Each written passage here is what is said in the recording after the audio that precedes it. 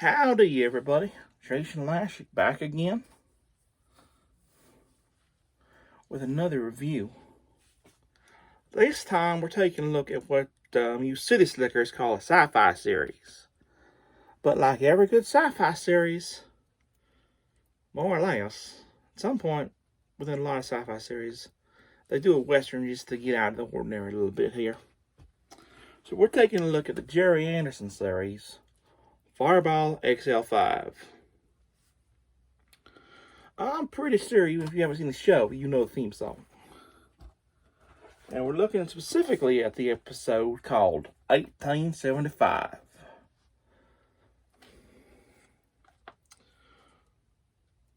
Professor Maddock, now he goes and builds himself a time machine.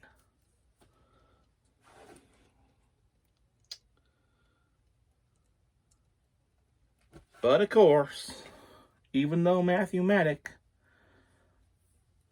asked the person guarding it to make sure not to give the key to anybody until the patent committee arrives,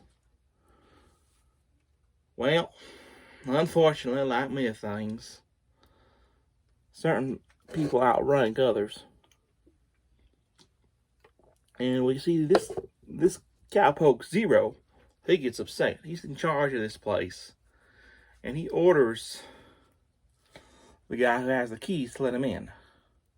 Well, him, Steve Zodiac, and the Dr. Venus, they get in his time machine. Unfortunately, Venus's pet, Lazoon, I believe is what they call him, ends up activating the time machine and sending them all back in time. Now, for some strange reason we never really find out, it not only alters the clothes of the people going back in time, but it alters their memories too. In the episode itself, we actually see a robot by the name of Robert, go back in time, and it don't seem to affect him none. But it does affect our heroes. And essentially, everyone takes on new personas. Steve becomes the sheriff. Venus becomes the female outlaw French and Nail. And Zero becomes her sidekick. And of course, trouble ensues back in the Old West while Matthew Maddock tries to get our friends back to the prison.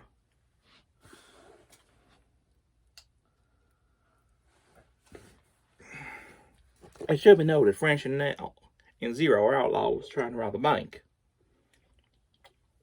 It should be noted that in this world, in this town, the only doctor in town is also the guy who runs the bank. But overall, the episode was pretty good, and I enjoyed it. I've watched it quite a few times. I think it's one of my favorite episodes of Fireball XL5. And I'll give this episode a 4 out of 5. Alright, folks. Well, that's it for me for right now. It's time for this old cowpoke to hit the trail. Now, I look forward to seeing you guys next time I decide to give my thoughts on some Western events. I look forward to checking out my good pal, the New Mexico Kid, as he's been looking at some classic Western TV shows that a lot of people may not even know exist. Well, until next time, happy trails.